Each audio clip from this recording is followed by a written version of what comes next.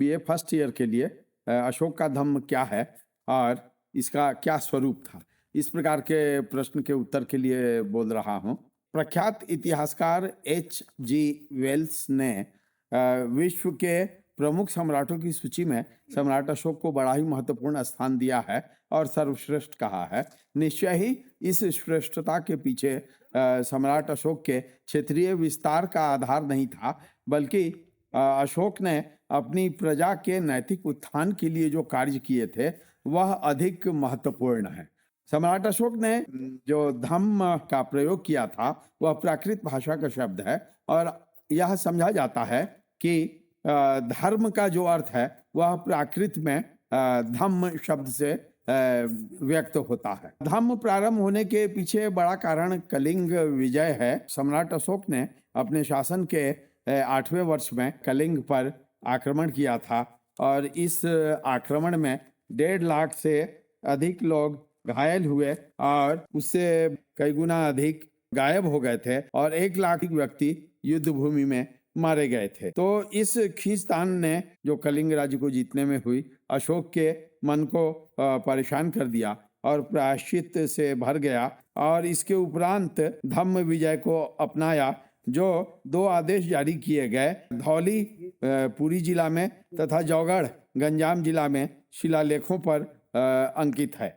उसमें लिखा गया है, सम्राट का आदेश है कि प्रजा के साथ पुत्रवत व्यवहार किया जाए, अकारण लोगों को दंड और यातना नहीं दी जाए। द्वितीय स्तंभ लेख में स्वयं से पूछा है कि हम चू धम्म, धम्म क्या है? इसका उत्तर देते हुए अशोक कहते हैं, अप आसी नवे बहु कथाने दया सने सचे साचये। दुष्कार्यों से बचना, बहु कल्याण, करुणा, दया, सत्यता।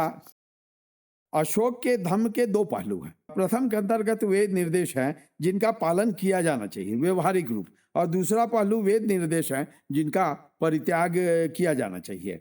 पहले में जो है कर्तव्यों का पालन करना बताता है, जिसके प्रकार हैं प्राणवान जंतुओं की हत्या न करना, अस्तित्ववान जीवों की क्षति न पहुंचाना, माता पिता की सेवा करना, वृक्षों की सेवा, गुरुओं का समादर, मित्र परिचितों संबंधियों ब्राह्मणों और श्रमणों के प्रति सम्यक व्यवहार और उदारता, दासों व सेवकों के साथ सम्यक व्यवहार, अपव्ययता या अपमांडता दैट इज अल्प व्यय और अल्प संचय। आशय यह लेना है कि खर्च भी कम करना चाहिए, जमा भी कम करना चाहिए और अर्जित भी कम करना चाहिए, जीवन को शांति से बिताना चाहिए। धम्म दान, जिस तरह धन का दान करते हैं उसी तरह से धम्म, इस वृत्ति, इस ज्ञान का दान दूसरे स्तर तक पहुंचना चाहिए।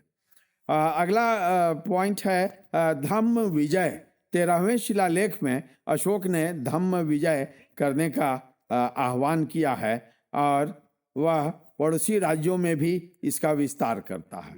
सहिष्णुता, अपने 12वें शिलालेख में अशोक ने अन्य धर्मों के प्रति सहिष्णुता का व्यवहार बताया है तथा अन्य धर्मों की उन्नति की कामना की है। अहिंसा का पालन करना भी नितांत आवश्यक है। अब ये जो दूसरा हिस्सा है निषेधात्मक पहलू, उसके बारे में अशोक कहते हैं, उग्रता, निष्ठुरता, क्रोध, घमंड, ईर्ष्या, इन दुर्गुणों का त्याग किया जाना चाहिए। और प्राणी जगत के कल्याण के विषय में अशोक अपने लेख में कहते हैं, साम्राज्य के अनेक मार्गों में मैंने बरगद के पेड़ लगवाए जिससे मनुष्यों और पशुओं दोनों को छाया दें, आम के बाग लगवाए, कुएं खुदवाए, धर्मशालाएं और प्याऊ बनवाई, क्यों? मनुष्य व पशुओं के सुख के लिए। अशोक के लिए धम्म जीवन एक पद्धति के रूप में है और उसी रूप में लिया जाना चाहिए। अशोक द्वारा धम्म को अपनाने का कारण एक छोटा सा बिंदु बनता है जिसमें यह समझा जाना चाहिए कि अशोक का साम्राज्य अति विशाल था। विभिन्न धर्म, जाति, विश्वास, संप्रदाय के लोग थे, तो उन सबको एक सूत्र में बांधने के लिए सम्राट अशोक ने इस तरह का काम किया कि धम्म के मार्ग से एकता स्थापित की जाए। और उसने सैन्य शक्ति को छोड़ा और उसकी जगह पर उसने धम्म विजय को प्रश्रय दिया। धम्म महामात्रों की भी नियुक्ति की गई। धम्म के स्वरूप का एक प्रश्न आता है कि धम्म का स्वरूप क्या था। फ्लिट जैसे पुराने और बड़े इतिहासकार धम्म को राजधर्म के रूप में प्रस्तुत करते हैं, पर बाद के समय में इतिहासकारों ने और मेरे जैसे पढ़ने वालों ने यह ध्यान दिया है कि अशोक का धर्म राजधर्म था या नहीं था। निश्चित तौर पर अशोक का धर्म राजधर्म नहीं था, क्योंकि रूमिनदेई अभिलेख से ज्ञात होता है कि अशोक महात्मा बुद्ध के जन्म स्थान पर गया तथा वहां उसने आराधना की। अतः स्पष्ट है कि धम्म का बौद्ध धर्म से कुछ न कुछ संबंध अवश्य था और अशोक ने बौद्ध धर्म से अलग इसे राजधर्म के रूप में स्वयं के धर्म के रूप में प्रारंभ नहीं किया था। दूसरी बात है कि अशोक के शिलालेखों में संबोधि की चर्चा होती है। संबोधि का बौद्ध धर्म से संबंध सीधे सीधे है, तो यह समझा जा सकता है कि फ्लिट महोदय का मत सही नहीं है कि इसे राजधर्म माना जाना चाहिए। यह बौद्ध धर्म के निष्कर्ष का स्वरूप लगता है। राधा कुमुद मुखर्जी, स्मिथ और आर.एस. त्रिपाठी जैसे इतिहासकारों ने अशोक के धर्म को सार्वभौम धर्म के रूप में, यूनिवर्सल रिलीजन के रूप में प्रस्तुत करना चाहा है। हमें ध्यान यह रखना है कि बौद्ध ग्रंथों में अशोक को बौद्ध धर्म का रक्षक तथा प्रचारक माना गया है और इसलिए इसे सार्वभौम धर्म के रूप में नहीं स्वीकार किया जाता। यह बौद्ध धर्म से स्वतंत्र रूप में, सार्वभौम रूप में नहीं है। ब्राह्मण धर्म के रूप में धम्म को स्वीकार करने वाले फादर हेरास प्रमुख हैं और उसके अनुसार यह धम्म जो था वह ब्राह्मण धर्म था। गार्गी संहिता नामक ब्राह्मण ग्रंथ में अशोक की आलोचना की गई है कि उसने धम्म का पालन किया। तो इससे ऐसा सीधे तौर पर समझा जा सकता है कि यह अशोक का धम्म जो है वह ब्राह्मण धर्म नहीं था, यह बौद्ध धर्म के निकट अधिक था।